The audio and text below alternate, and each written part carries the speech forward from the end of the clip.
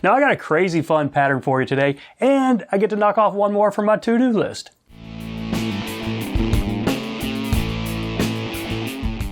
Hello everybody, welcome back. I'm Matt, thanks for stopping by. So recently I got asked to tie a panfish fly. Now I know a lot of the bugs we tie for trout on this channel can certainly be used for panfish. I mean, bluegill, brim, sunfish, they eat just about anything. But there are a few flies out there that were created specifically for panfish. And I found one of them today. I was flipping through Flies for Bass and Panfish by Stewart and Allen, and I came across one called the Grubby Gert. Now there is absolutely no information about this pattern out there online, but I did learn it was created by a company called Gaines Fly Fishing. Now originally Gaines was Phillips Fly and Tackle. They started in Pennsylvania in the 1940s. And they were pretty popular for lots of bugs, bass bugs, panfish bugs, pretty much standard cork body poppers. They did branch a little bit into spin fishing and crankbait type lures in the 60s and 70s, but some of you folks who've been around and fishing since the 60s and 70s, you might remember some of these Gaines poppers. They had a pretty famous one called the Sneaky Pete, and then another one called the Poppin' Mary. I think that's a pretty cool name for a bug. Now this pattern I'm doing today is not one of their poppers. It's actually just a tube material bug. It's got a chenille body and then calftail for a tail and then some spent wings. So while this fly was created for panfish, it's considered a slow sinking panfish fly. So this pattern's not a standard dry fly, but it's not really a true wet fly either. It's just kind of one you cast out there and then let it land on the surface and then sink a little bit and then maybe you strip it in.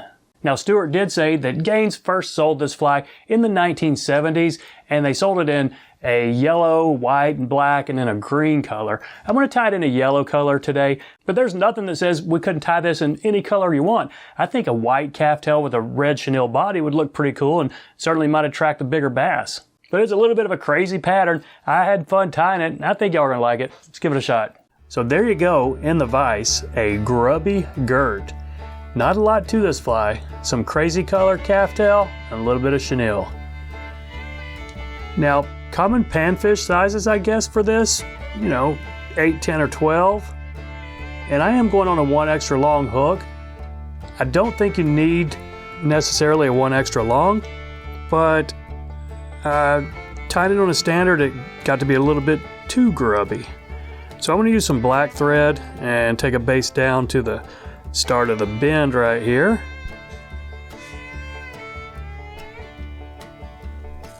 First thing I'm going to catch in, yellow calftail.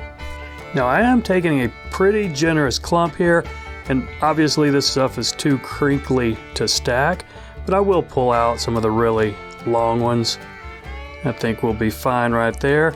And I forgot to wax my thread. I do want to put a little bit of wax on here because this stuff can be kind of slippery. Okay, so that's a good length right there. Let's catch this in with a couple wraps and see where we are. Okay, that length is just fine. How about one more wrap to lock it? And I'm going to lift it up and put another wrap right under there just to keep it from spinning. Now I can go forward with a couple of really tight wraps right here. Now I am going to lift this up, try to cut it at a little bit of a taper. It's not really a big deal because we have a chenille body and you can hide pretty much any lumps with a good clump of chenille. So let's go ahead and wrap this up, a few eye lengths back where we're going to tie in our wing. Now for the wing, I'm going to say about the same size chunk as we did for the tail. And again, let's pull any really long ones out right here.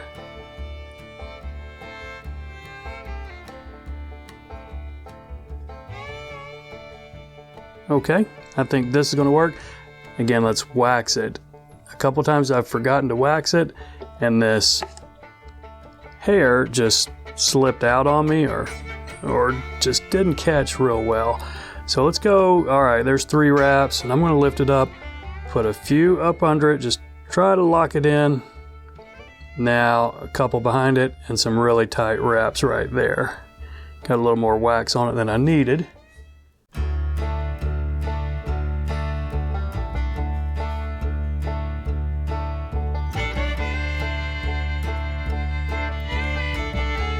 Now we can smooth out this between the front wing and the tail right here. Just, okay, a few wraps right there.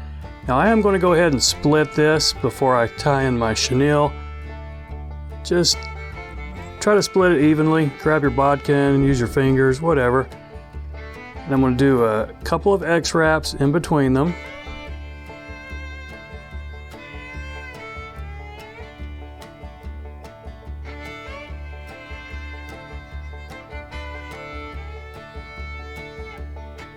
Okay, those are split like I want.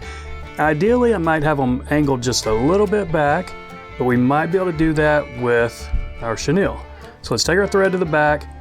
Now let's catch in our chenille. This is a medium, and I'm going with the yellow.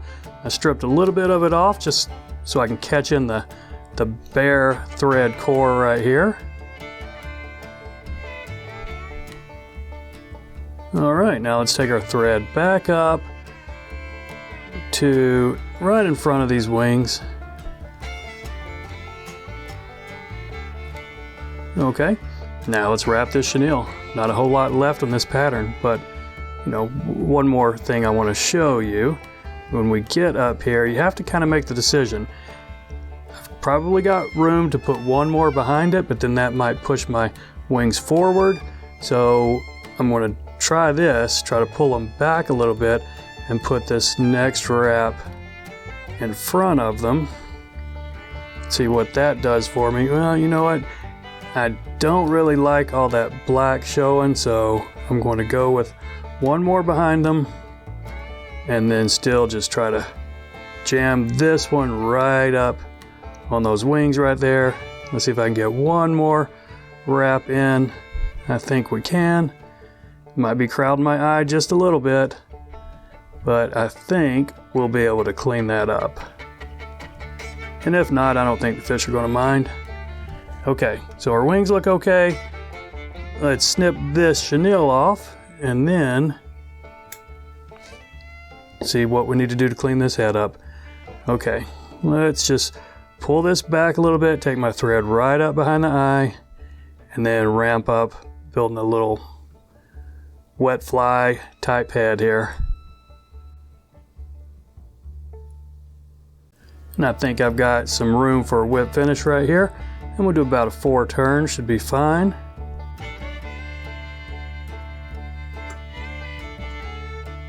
And here's where I usually say, time for cleanup if we have any. But this is such a buggy, crazy looking fly, I don't think we need to do any cleanup. This is kind of what the fish is going to see as it's slowly sinking down. But as crazy as this is, I think it's a fine fishable fly. So I appreciate you watching, everybody. Y'all take care, and we'll see you next time.